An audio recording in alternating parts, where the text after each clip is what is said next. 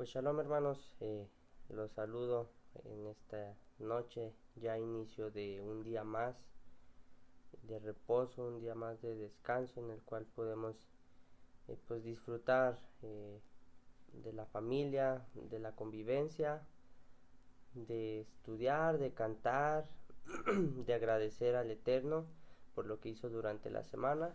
Y bueno, en esta hora le damos gracias a Dios porque nos permite estar una vez más a través de estas pantallas. Y bueno, esperando que se encuentre con todo bien. Aquí andamos un poquito malos, pero pues aquí andamos, gracias a Dios. Eso no quita que podamos estudiar su palabra en estas parashá, ¿ok? Y bueno, antes de empezar me gustaría hacer una oración. Y bueno, vamos a orar, hermanos.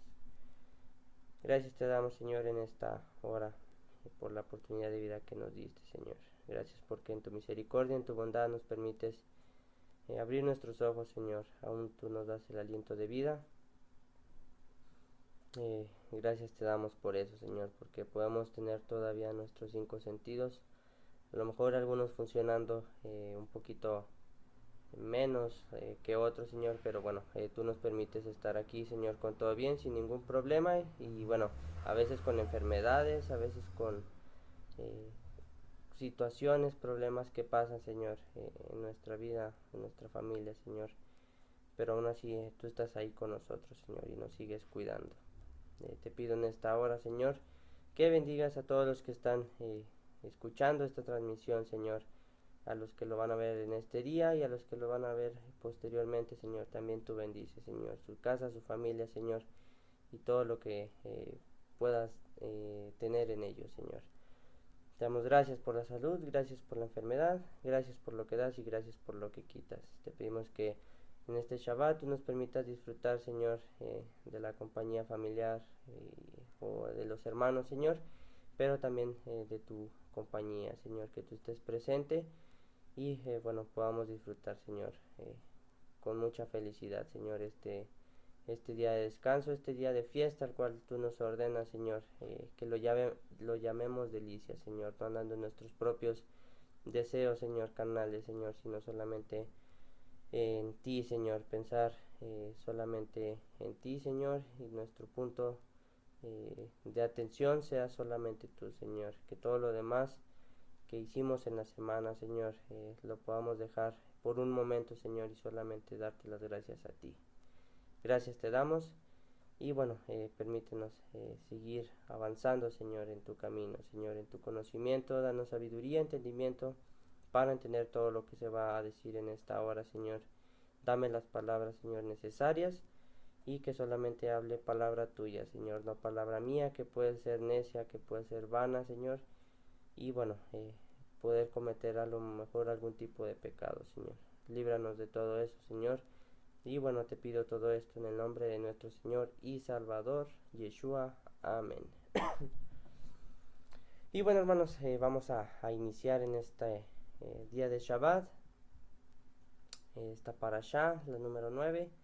Y bueno, el día de hoy vamos a leer lo que son, o bueno, nos toca el día de hoy lo que son del capítulo 30 al capítulo 32, ¿sí? Capítulo 30 al 32 del libro de Números. Sí, la parashá del día de hoy se titula Matot, que quiere decir tribus, ¿sí? Y bueno, la haftará también del día de hoy es el libro de Jeremías, versículo 1 del capítulo 1 al capítulo 2, versículo 3. Sí, ahí para que si quiere leerlo, bueno, ahí tómalo en cuenta. Sí, vamos a iniciar en esta hora. Si tiene su Biblia a la mano, en el capítulo 30 de Números, bueno, habrá notado que lo que es el versículo, bueno, el capítulo, perdón, 30 tiene muy poquitos versos, es un poco corto, pero bueno, contiene información importante, como todos los capítulos que hemos visto y que todavía vamos a seguir viendo. Pues ya casi andamos concluyendo este libro de Números, en el cual damos gracias a Dios porque nos permite ser instrumentos de Él. ¿Sí? Bueno, en este capítulo va a hablar de leyes, ¿sí? Por votos, ¿sí? Y bueno, el versículo 1 empieza diciendo que Moisés mandó llamar a los jefes de las tribus de Israel, ¿sí? Dios dio una orden. El versículo 2 empieza hablando ya de ya de lleno a lo que es un voto, ¿sí? Empieza diciendo que un hombre el cual hace un voto al Señor o una promesa bajo un juramento, y bajo ese juramento él jamás deberá faltar a su palabra, ¿sí? A lo que él ha dicho, ¿sí? Tiene que cumplirlo como él dijo que lo haría, ¿ok?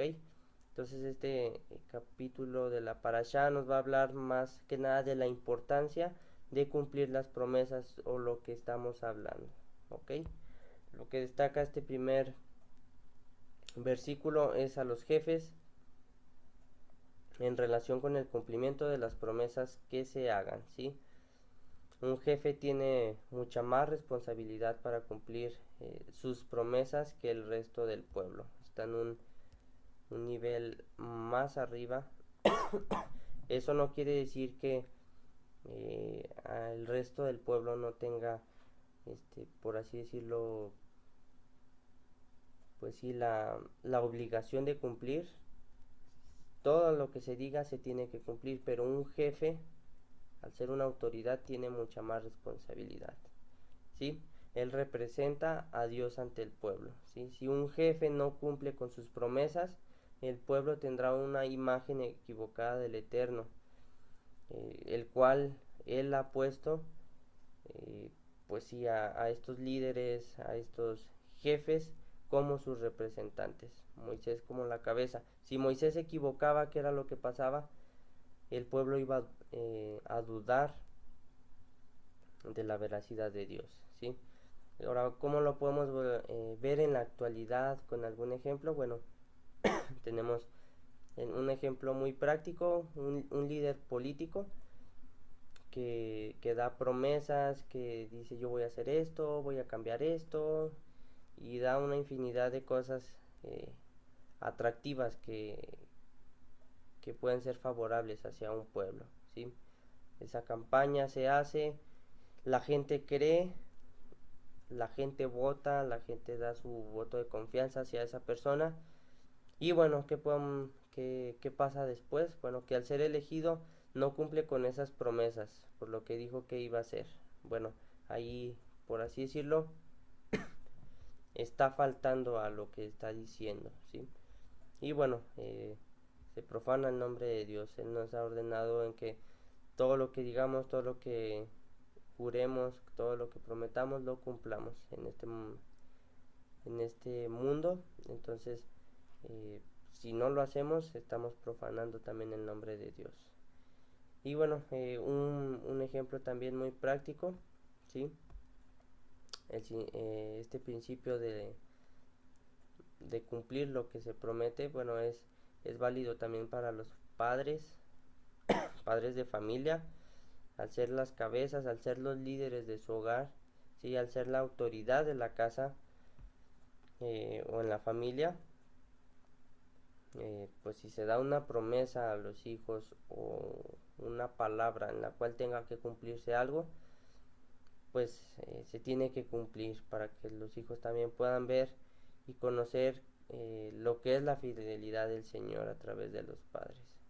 Si hay un padre que no cumple lo que promete o así y está en el camino de Dios, entonces pues el hijo también va a decir, ¿cómo? O sea, tú no me cumples, entonces Dios tampoco me va a cumplir o algo así. Entonces, tener cuidado en esta parte, ¿sí? En el versículo 2 menciona dos palabras que pudieran ser a lo mejor parecidas, pero pues el significado de la palabra no tienen la misma definición. Si tiene ahí su Biblia a la mano, el versículo 2 menciona dos palabras: un hombre que hace un voto al Señor o una promesa bajo juramento, ¿sí? Bueno, la palabra voto y juramento, ¿sí? Vamos a ver un poquito lo que es el hebreo. ¿Sí? La palabra hebrea que está traducida como voto es neder, que significa una promesa o un voto, ¿sí? Algo prometido, ¿sí?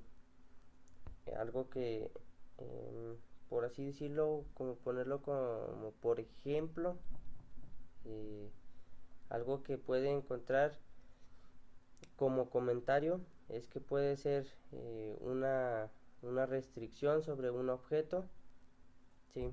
Más que nada un objeto, un animal, y en este caso que está hablando aquí podría ser en una ofrenda, o el caso de Sansón de no poder beber vino, ¿sí? Voto nazario y todos esos tipos de votos que engloban en esa parte, ¿ok?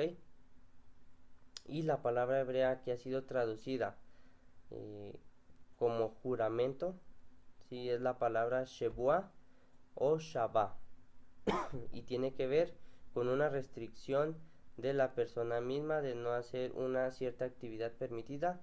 Por ejemplo, no comer en todo un día en 24 horas, 25, por poner un ejemplo, ¿sí? Y bueno, como este texto viene después de las leyes de los sacrificios, ya lo habíamos visto en la parasha anterior, podríamos, por así decirlo, interpretar que una persona que pudiera hacer una promesa de algún sacrificio estaba obligada a cumplirla en la siguiente fiesta que era señalada cuando visitara el templo. Si esto lo podemos ver en el capítulo 29, el versículo 39, ahí va a hablar de esta parte. Dice, presenta estas ofrendas al Señor durante sus festivales anuales. Estas ofrendas son además de los sacrificios y las ofrendas que presentan en relación con votos o ofrendas voluntarias, ofrendas quemadas, ofrendas de grano, ofrendas líquidas u ofrendas de paz. Aquí es donde entran las ofrendas voluntarias, ¿sí? Y más que nada las de voto, ¿ok? Entonces se cumplían. Y bueno, por darles algún otro ejemplo, vemos el caso de Deuteronomio, capítulo 23, del 21 al 23, que menciona que cuando hagamos un voto al Eterno, no tardemos en pagarlo, ¿sí? No tardemos en cumplir lo que se está haciendo, porque el Señor lo va a reclamar.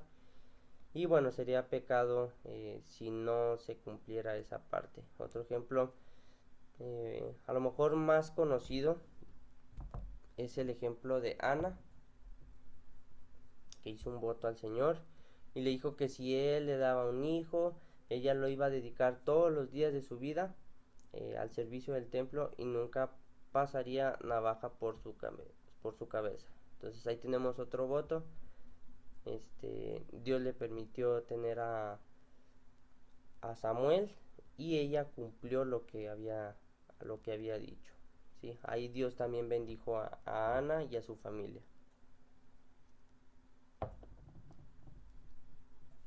Entonces, ¿qué podemos ver aquí? Bueno, que el voto o promesa que hagamos tenemos que cumplirlo. Es mejor a veces no hacer algún tipo de voto y luego no cumplirlos, y bueno, viene a ser pecado. Pues entonces sería para nosotros no permitir nosotros con nuestra boca hablar algo de más y luego tener algún tipo de, híjole, es que dije esto y luego no lo voy a poder cumplir. Mejor hay que evitarnos ese tipo de cuestiones. Y bueno, así Dios no nos va a castigar por el pecado que hemos cometido, ¿sí? Dios también está bajo una promesa, la cual hizo a nuestros antepasados, la cual hizo a Abraham, a Isaac, a Jacob y por las generaciones. Y por así decirlo, también Él está atado a esa palabra que salió de Él, que salió de su misma boca. Eh, y bueno, de la misma manera nosotros también nos atamos a nuestras propias palabras y en el caso de no cumplirlas, pues estaremos cometiendo un pecado, ¿sí? Voy a dar lectura a todo el capítulo completo, ¿sí? A partir del versículo 2 dice, Un hombre que hace un voto al Señor o una promesa bajo juramento jamás deberá faltar a su palabra. Tiene que cumplir exactamente con lo que dijo que haría. Si una persona joven hace un voto al Señor o una promesa bajo juramento mientras todavía vive en la casa de su padre, y su padre se entera del voto o de la promesa y no se opone, entonces todos sus votos y todas sus promesas siguen en pie. Sin embargo, si su padre, el día en que se entera, se niega a darle permiso para que cumpla el voto o la promesa, quedarán anulados todos sus votos y todas sus promesas. El Señor la perdonará porque su padre no le permitió cumplirlos. Ahora bien, supongamos que una joven hace un voto o se compromete a sí misma al hacer una promesa impulsiva y luego se casa. Si su marido llega a saber de su voto o de su promesa y no se opone el día que se entera, sus votos y sus promesas siguen en pie. Sin embargo, si su marido se niega a aceptar su voto o promesa impulsiva el día que se entera, sus compromisos quedarán anulados y el Señor la perdonará. Pero si se trata de una viuda o una divorciada, esta persona deberá cumplir con todos sus votos y todas sus promesas. Versículo 10. Ahora bien, supongamos que una mujer está casada y vive en casa de su esposo cuando ella hace un voto o se compromete a sí misma con una promesa. Si su marido se entera y no se opone, entonces su voto o su promesa sigue en pie. Pero si su marido se niega a aceptarlo, el día que se entera, entonces su voto o su promesa quedará anulada y el Señor la perdonará. Su marido puede confirmar o anular todo voto o toda promesa que haya hecho para negarse a sí misma. Pero si no se opone el día en que se entera, esto significa que está de acuerdo con todos sus votos y todas sus promesas. Si él espera más de un día y entonces intenta anular un voto o una promesa, él recibirá el castigo por la culpa de ella. Estas son las ordenanzas que el Señor le dio a Moisés acerca de las relaciones entre los hombres y su esposa y entre el padre y su hija joven que todavía vive en su casa. Okay. ¿Qué podemos ver aquí? Bueno, principios de autoridad y subordinación. Un varón está bajo la autoridad de los jefes, así como también una mujer adolescente está bajo la autoridad de su padre. Una mujer que era soltera pero se casa también está ahora bajo la autoridad de su marido. Y bueno, menciona una mujer que es viuda o divorciada, la cual ya no tiene quien le pueda prohibir o anular sus votos, ¿sí? Ella lo tiene que cumplir tal y como los dijo, ¿sí? Y así siempre y cuando no haya una autoridad más arriba, el voto o la promesa sigue en pie, ¿sí? Pero si depende de alguien más, ahí puede cambiar la decisión, el voto quedará anulado y Dios perdonará esa acción sin algún tipo de castigo. Algo que no es menos importante y que lo menciona aquí es que si la persona que está arriba como autoridad, ya sea padre, esposo, no decide el cambiar esa decisión al enterarse, bueno, ahí podríamos decirlo, ya el voto sigue en pie y ya no se puede anular. Es de volada que se entera, se cambia la decisión, ¿sí? Y bueno, dice que si pasa más de un día, el castigo es para él por la culpa de ella. En este caso menciona al esposo. Si el esposo se entera y no dice nada, el voto sigue. Pero si se espera más de un día y luego quiere cancelarlo o anular ese voto, bueno, la culpa va a caer sobre él y no sobre ella. Y bueno, vamos a pasar al capítulo 31, el cual nos va a hablar o nos habla de la conquista a los madianitas. Vamos a leer el versículo 2 que dice: en nombre del pueblo de Israel, toma venganza en contra de los madianitas por haber conducido a mi pueblo a la idolatría. Después morirás y te reunirás con tus antepasados. Ok. Dice así que Moisés le dijo al pueblo: escojan algunos hombres y ármenlos, para pelear la guerra de venganza del Señor contra Madián. de cada tribu de Israel envíen 1000 hombres a la batalla. Entonces escogieron a 1000 hombres de cada tribu. En total reunieron a 12,000 hombres armados para la batalla. Sigue hablando. Entonces Moisés escoge a 1000 hombres de cada tribu, 12,000 en total. Y bueno, menciona que también iba Fines, el hijo de Eleazar, el cual hablamos anteriormente. ¿Qué pasó con él? Vinieron las mujeres, un israelita metió a su carpa a una mujer y Fines va con una lanza, los atraviesa y termina la mortandad que estaba castigando al pueblo por cometer pues sí, ese pecado de parte de ellos hacia Dios. ¿Ok?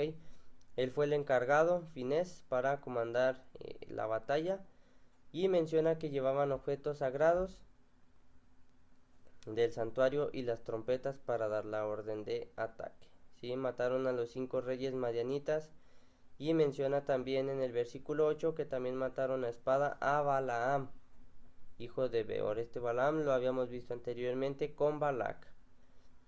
El ejército capturó a las mujeres y a los niños madianitas y tomó todo el botín de ganado, de rebaños, de riquezas, y quemaron todas las ciudades y las aldeas donde habían vivido todos los madianitas, y reunieron todo el botín y lo llevaron a Moisés.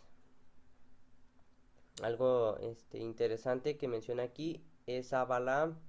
Ya anteriormente les había dado un verso de Apocalipsis en el cual menciona qué fue lo que hizo Balaam. Bueno, aquí lo vuelve a mencionar. No quería adelantarme, y bueno, aquí está ahora esta parte de Balaam. Y bueno, el cual también recibió parte del castigo de la venganza de Dios por haber dado consejos para hacer pecar a los hijos de Israel.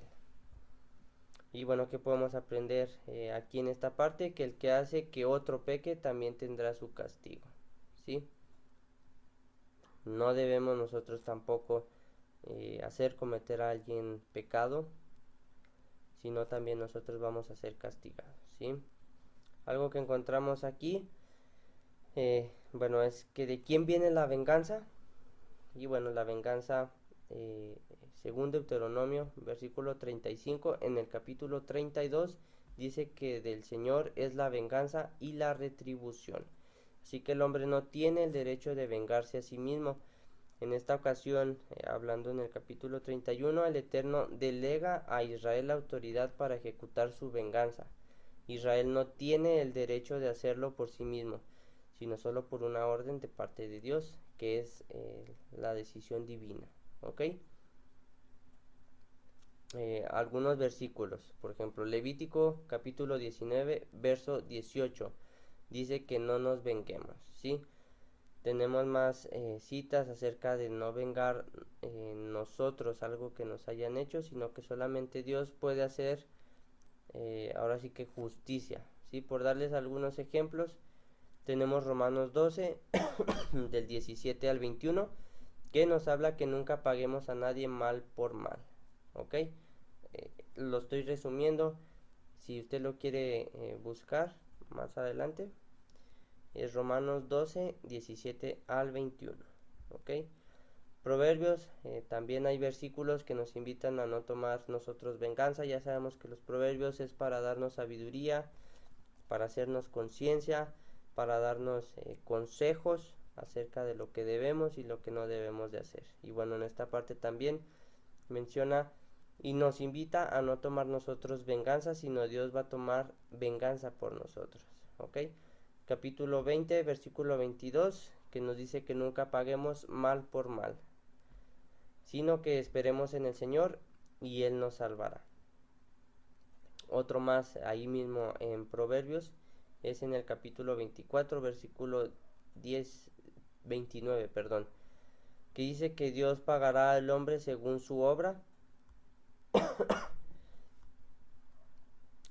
Y bueno, en Hebreos capítulo 10, versículos 30 al 31, también que está escrito que dice que de Dios es la venganza y Él pagará lo que se merece.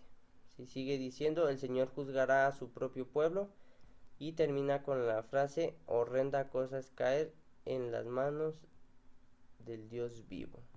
Ok, entonces dejémosle a Dios todas nuestras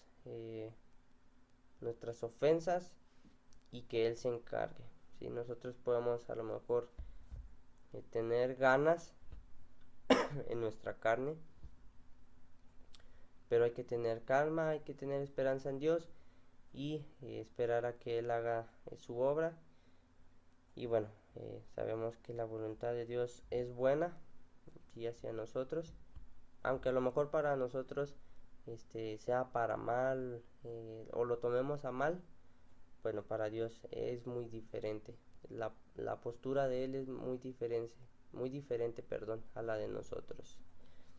En el versículo 14, seguimos adelante, menciona que Moisés se enojó contra todos los generales y los capitanes que habían regresado de la batalla. Y bueno, ¿por qué se enojó? ¿Cuál fue el reclamo? La respuesta es que dejaron con vida a las mujeres, de las cuales ellas fueron las que, siguiendo el consejo de Balaam, incitaron al pueblo de Israel a rebelarse contra el Señor en el monte Beor. Entonces Moisés manda que maten a todos los niños varones y a las mujeres que hayan tenido relaciones, ¿sí? ¿A quién dejaron con vida? Bueno, a las niñas vírgenes, y se quedaron con ellas. Ese fue un botín que tomaron, ¿sí? Y bueno, viene el versículo 19, en el cual va a hablar de un proceso de purificación para todos aquellos que hayan matado a alguien o que hayan tocado un cadáver, pues en guerra o en esa parte, ¿sí? Deberían de permanecer durante 7 días fuera del campamento, y bueno, se iban a purificar ellos y los prisioneros en el tercer día y en el séptimo. Son 2 días en los cuales se iban a purificar, al igual que más bien su cuerpo y también su ropa y todo lo que esté hecho de cuero, pelo de cabra o lo que tenga que ver con madera. Ok, y bueno, menciona que el sacerdote Eleazar les dice a los que participaron en la batalla que todo lo que esté hecho de oro, plata, bronce, hierro, estaño o plomo, es decir, todo lo que pueda resistir a ser pasado por el fuego, deberá ser pasado por el fuego para que pueda quedar ceremonialmente puro, y todo lo que no resista el fuego pues es pasado por agua para que pueda quedar puro. ¿Ok? Versículo 25 nos menciona la distribución del botín que se había recogido.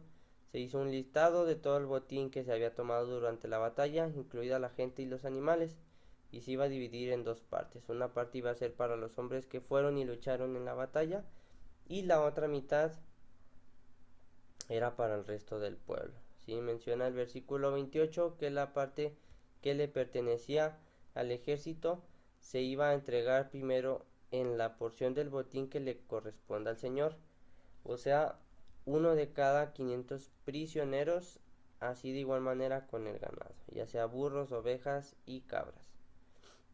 Más bien que no sea alguno de esos, sino de todos se iba a tomar una porción, ¿sí? Esa porción de lo que le correspondía al ejército se le iba a entregar al sacerdote Eleazar como ofrenda al Señor. Ahora vamos a ver la otra mitad que le pertenecía al pueblo de Israel. ¿Sí? Se iba a tomar uno de cada 50 de los prisioneros, igualmente del ganado, ya sea de burros, ya sea las ovejas, ya sea las cabras o otros animales que pudiera haber por ahí. Y bueno, esta porción se iba a entregar a los levitas que estaban encargados del cuidado del tabernáculo del Señor. A partir del versículo 32 en adelante nos va a hablar de todo lo que se sumó como botín. Y resumiendo, fueron 675 ovejas y cabras, 72,000 cabezas de ganado, 71,000 burros y 32,000 muchachas vírgenes. ¿ok? La mitad del botín que tocaba a los hombres de guerra, pues sí sumó una buena cantidad, que fue de 337.500 ovejas y cabras, de las cuales 675 era la porción para el Señor. Y bueno, de las cabezas de ganado, que eran 36.072 cabezas de ganado, eran para porción para el Señor. De los 30.500 burros, eran 61 para el Señor, y de las 16.000 muchachas vírgenes, 32 eran para el Señor. Vamos a pasar ahora a la porción del pueblo. Eran las mismas cantidades, se dividieron a la mitad. Y bueno, todo lo que se dividió más lo que se entregaba al Señor, esta parte ya no era entregada al sacerdote Eleazar, sino se le iban a dar a los levitas que cuidaban el tabernáculo, ¿sí? Vamos a seguir en el capítulo 32, perdón, el cual vamos a ver las tribus que se quedaron al oriente del Jordán y no entraron a tomar posesión del otro lado del río, que era pues ahora sí que el plan. Era lo que iban a poseer la tierra de Canaán, pero la tierra que estaba pasando el río Jordán, no antes de esa parte. Y bueno, que menciona aquí, bueno, que las tribus de Rubén y Gad vieron que las tierras eran muy buenas para su ganado, tenían muchísimo, entonces estas tierras las vieron aptas para que su ganado pudiera acampar ahí. Y van con Moisés y con el sacerdote Eleazar y los jefes de la comunidad, y les comentan que vean las ciudades, que están muy bonitas, es muy bueno el lugar, y bueno, que si contaban con su favor les permitieran ocupar esta parte de esta tierra, ¿sí? Antes de cruzar el río Jordán. Y bueno, ahí Moisés como que se sacudió un poco y les preguntó que si se iban a quedar y luego no iban a ayudar en la conquista del territorio para las demás tribus, y les recuerda lo que pasó en Cades Barnea al explorar la tierra y cómo desanimaron al pueblo, y el Señor juró que ninguna hombre o varón mayor de 20 años iba a ver la tierra que el Señor había jurado a Abraham, Isaac y Jacob, ¿sí? En esta parte el pueblo de Israel, al ir a esta exploración, pues muchos no obedecieron de todo corazón y tuvieron miedo y empezaron a poner trabas, y eso fue lo que ocasionó esta parte, ¿sí?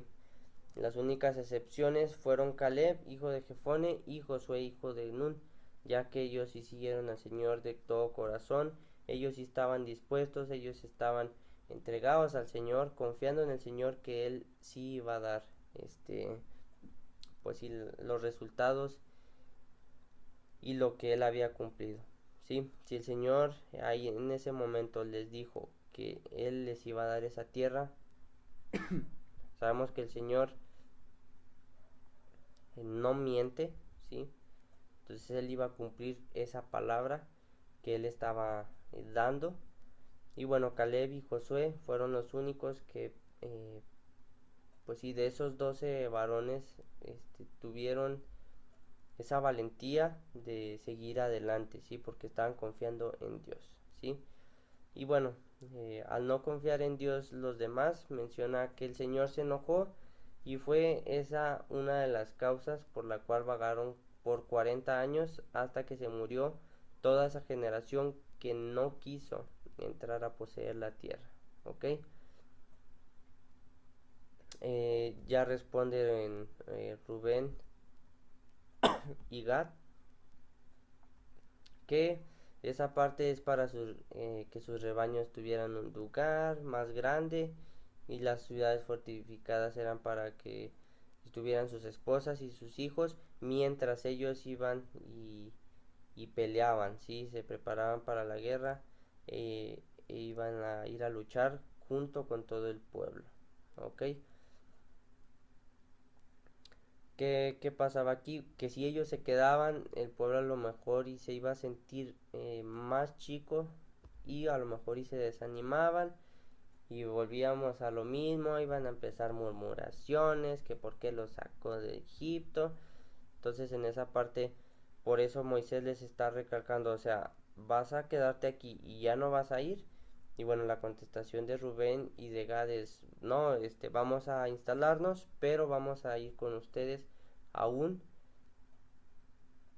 para poder tomar toda la tierra que el Señor ya les había dado, ¿sí? Moisés les dice que si cumplen esa palabra que ellos han dicho y se preparan para ir a la guerra y cruzan con sus tropas y todos eh, siguen adelante con la batalla para conquistar todo el territorio que el Señor les iba a dar, entonces podrían volver, quedarse en esas tierras que ya se habían conquistado.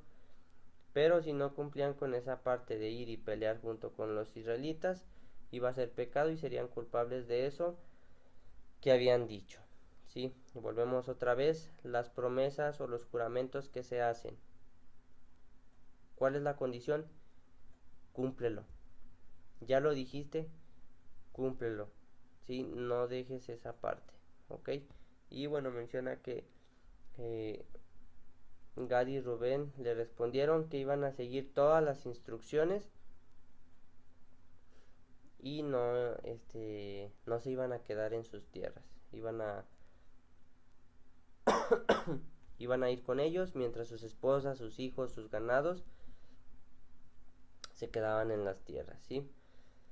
Y bueno, el Señor da el aviso, más bien Moisés da este aviso a todas las demás tribus de la decisión que toma Gad y Rubén, y los cuales iban a estar aún, aunque ya estaban instalados en otra tierra, iban a estar armados, iban a estar dispuestos a ir a pelear las demás batallas, las demás guerras con los demás pueblos para ir expulsándolos de la tierra, ¿sí? Y bueno, si hacen lo que dijeron, se les iba a dar toda esa región de Galaad. Si por ahí hay más ciudades, ya con calma, si gusta verlas, era la región de Galat y esa iba a ser su propiedad, ¿sí?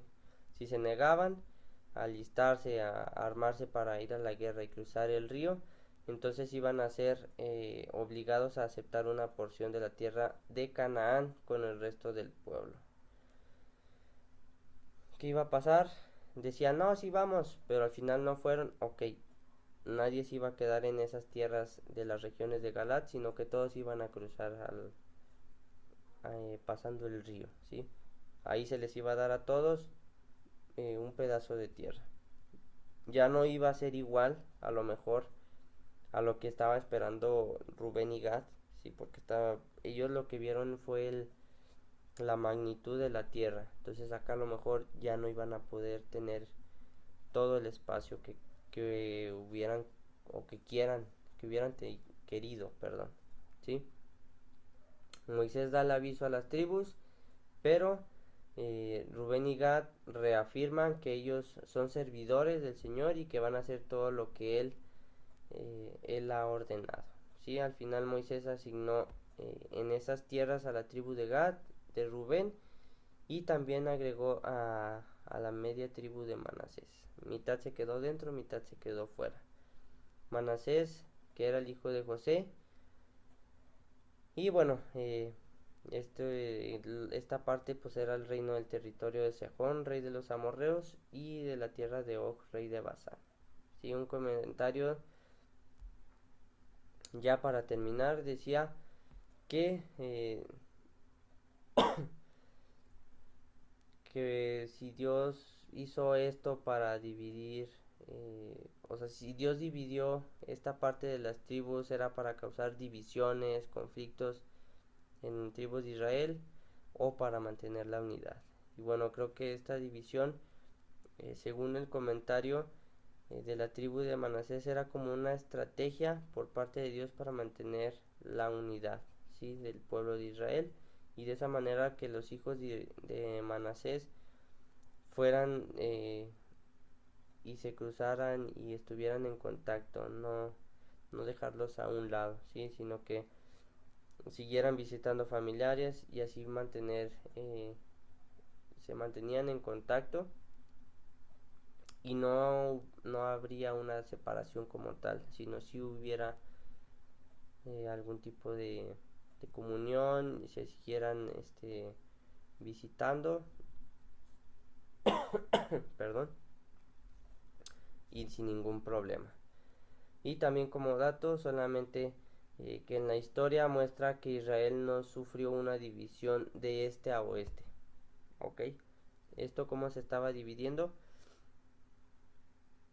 Las tribus que cruzaron el río Jordán eran el este y las tribus que se quedaron eran el oeste. ¿Sí? Israel no sufrió una división así sí, vertical, sino fue de norte a sur. ¿Sí? Recordemos que se dividió el reino, 10 tribus, 2 tribus. El reino se dividió en horizontal. ¿Sí?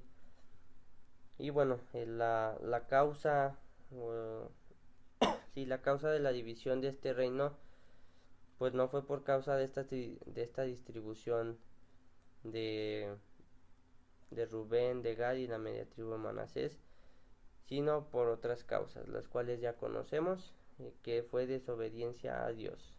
Sí, pecaron, adoraron, sacrificaron animales, sacrificaron a sus hijos, hicieron todo tipo de eh, profanación, tanto en sus casas,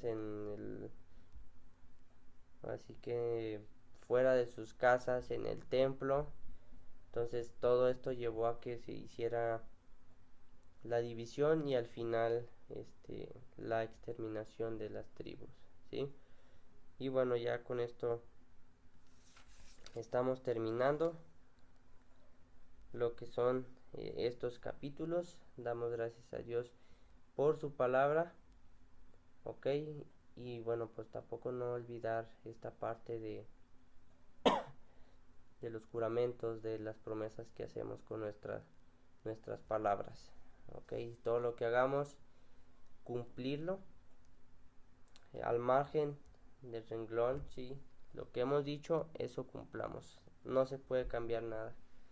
Y bueno, ya lo que les comentaba, mejor es no a decir algo, a después pues lamentar o no poder cumplir en esa parte. ¿Ok? Y bueno, con esto terminamos, esperando que les sea de bendición esta parte. Ya estamos por finalizar este libro y bueno, muchas gracias por estar presentes, por estar escuchando, a lo mejor leyendo también. Y bueno, que este Shabbat podamos estar en comunión, ya sea en familia, ahí solitos o en la congregación, y podamos seguir agradeciendo, alabando al Señor, estudiando su palabra y así poder seguir avanzando en este camino. ¿Ok? Y bueno, me despido y bueno, shalom a todos.